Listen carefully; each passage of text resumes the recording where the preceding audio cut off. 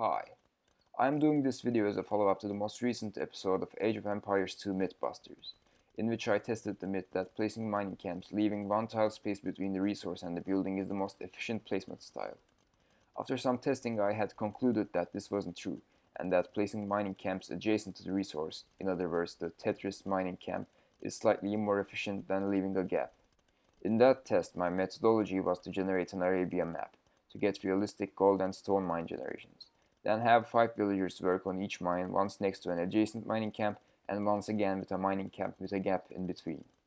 However, since the first video came out, I received many valid criticisms about my approach to testing, such as that the actual purpose of leaving a gap while placing mining camps is to be able to quick wall in villagers faster when rushed, or that the efficiency for both placement styles will vary as the number of villagers on the resource increases. There were also several other criticisms, but I think these two were the most notable ones.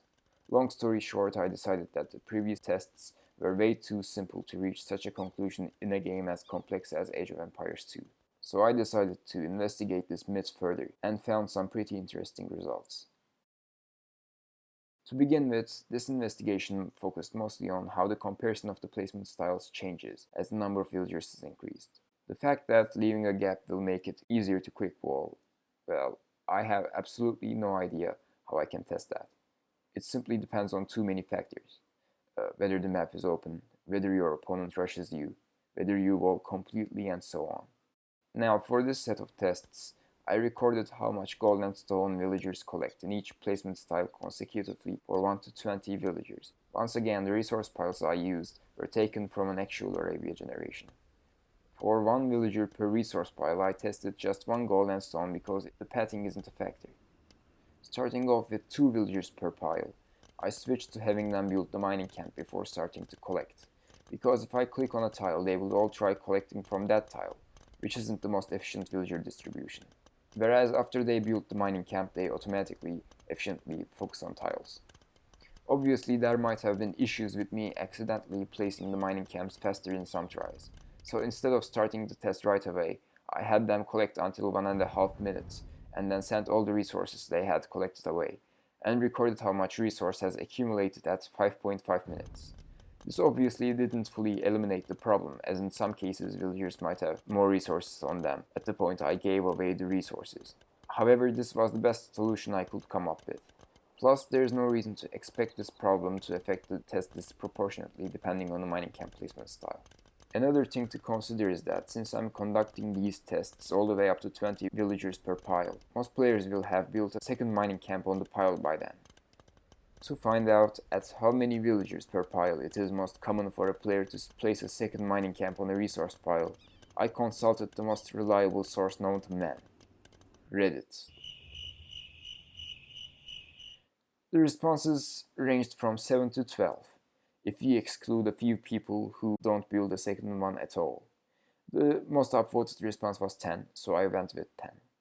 Is it actually most efficient to place a second mining camp at 10 villagers per resource pile?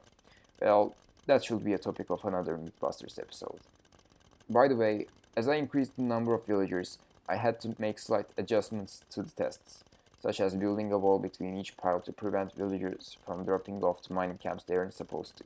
And more importantly, when I got to 14 villagers, some stone piles started finishing before the test was over, so I decided to only proceed with the gold piles. Now let's talk about the results. Is placing the mining camp leaving one tile gap more efficient? The answer is, just like everything else in this game, it depends. In the beginning, having the mining camp adjacent was more efficient, both for gold and stone, as there were some minor pathing issues when there was a gap, where 2 villagers trying to drop off at the same time would block each other. In addition, all villagers had to walk a small distance to drop off, both of which wasn't the case when the mining camp was adjacent to the pile. However, as the villagers per pile increased, the additional villagers had to collect further from the mining camp than the previous ones, which was an effect that was more prevalent with adjacently placed mining camps. As a result, around 7 villagers, both placement styles became almost equal in efficiency, and from that point on, it became more efficient to have the mining camp placed 1 tile away from the pile. This lasted until I got to 10 villagers per pile, and started to add the second mining camp. Having them both adjacent immediately became more efficient for gold, but interestingly not for stone. I'll return to this later to discuss why this might be. For gold, efficiency continued to be better for adjacent mining camps until I got to 14 villagers.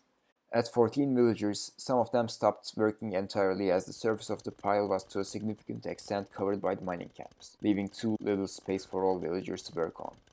From this point onwards, the total amount of gold collected didn't increase all that much as I increased the villagers for adjacently placed mining camps. When the mining camps were placed leaving a gap, however, this effect was much less pronounced. As a result, after 14 villagers, the efficiency difference between the two placement styles expanded greatly in favor of placing with a gap. As for stone piles, it never became more efficient to place the mining camp adjacently after surpassing 7 villagers per pile. Now let's talk about why this is the case. In general, stone piles are smaller compared to gold piles. Thus, the reason why stone piles are less efficient starting from much fewer villagers per pile might be that the effect of mining camps blocking the pile's surface is amplified. Looking at this, we can also say that similarly in gold, when the piles are small, placing mining camps adjacently is actually less efficient, even when there are less than 14 villagers working on a single pile. However, their ineffectiveness is compensated by the extra effectiveness on bigger piles. Just like every decision you gotta make in Age of Empires 2, whether you are gonna place your mining camp adjacently or one tile away depends on many factors. From this set of tests, I believe that the most significant factors are these. 1. How big the pile is. For smaller piles, it is better to leave a gap. 2. How many villagers you are planning to have on the pile at a time. Perhaps you always go for your secondary gold or stone before you reach 14 villagers on each resource. If that is the case, you should build it adjacently. 3. Then you build a secondary mining camp. The earlier you build, the better it is to place them adjacently. On top of all of these, you have to think about how easy it will be to defend that resource. Quick walling when there is a gap is faster. All things considered, I think the fairest conclusion about this myth is that it's plausible.